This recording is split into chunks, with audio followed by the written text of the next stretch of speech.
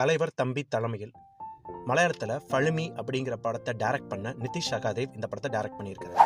இந்த படத்துடைய கதை என்னன்னா, ஒரு சின்ன கிராமத்தில் இளவரசும் தம்பி ராமையாவும் எதிரெதிர் வீட்டில் வசிக்கிறாங்க.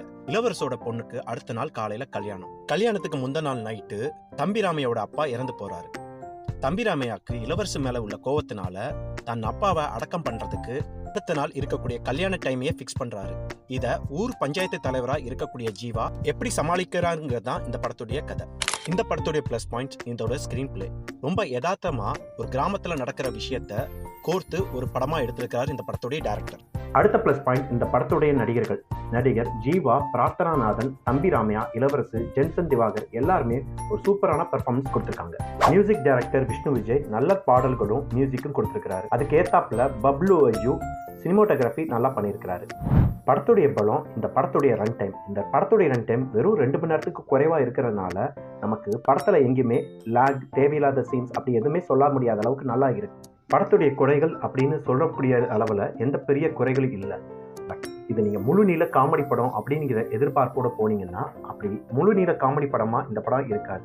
அதுக்கு பதிலாக இந்த படம் ஒரு கம்ப்ளீட் ஃபேமிலி என்டர்டெய்னராக இருக்கும். மெயின் கேரக்டர்ஸ்க்கு மட்டும் இல்லாமல் எல்லாருடைய கேரக்டரைசேஷனும் ரொம்ப நல்ல டெப்த்தாக எழுதியிருப்பாங்க. பர்டிகுலராக மாப்பிள்ளுடைய தம்பி, ஜென்சன் திவாகர் கூட வரக்கூடிய ஒரு பர்சன் எல்லாருடைய கேரக்டர்ஸ்க்கும் நிறைய ஸ்கோப் கொடுத்து எழுதியிருக்காங்க. அதுவே இந்த படத்தை நம்ம கடைசி வரைக்கும் ரசிக்கிறதுக்கு ரொம்ப ஹெல்ப்ஃபுல்லாக இருக்குது. டுவர்ட்ஸ் வரக்கூடிய அந்த சீக்வன்ஸ் நம்மளை நிறைய காமெடியாகவும் சிந்திக்கவும் ரொம்ப எமோஷனலாகவும் கனெக்ட் பண்ண வைக்கும். ஜீவோட கேரியர் கிராஃபில் இப்போ ரீசெண்டாக வந்த பிளாக், இப்போ இந்த டிடிடி, இந்த 2 படங்களும் ஒரு நல்ல சாய்ஸாக எடுத்திருக்கிறாரு. அவர் ஆல்ரெடி அவருடைய நடிப்பை நிறைய படங்களை ப்ரூவ் பண்ணியிருந்தாலும் இந்த மாதிரி டிஃப்ரெண்ட்டான படங்களை நடிக்கிறது ஒரு ஆரோக்கியமான விஷயம். ரீசெண்டாக 2 மலையாள டேரக்டர்ஸ் தமிழில் நல்ல படங்கள் கொடுத்துருக்காங்க. ஒன்று விபின் ராதாகிருஷ்ணன் அங்கமால் படத்தை டைரக்ட் பண்ணியிருந்தார். அவர் ஒரு மலையாள டேரக்டர். அதே மாதிரி டிடிடி படத்துடைய டேரக்டரும் ஒரு மலையாள டேரக்டர். அவருடைய நெக்ஸ்ட் படம் மம்முட்டி கூட இருக்கும்னு ஒரு டாக்ஸ் போயிட்டு இருக்கு.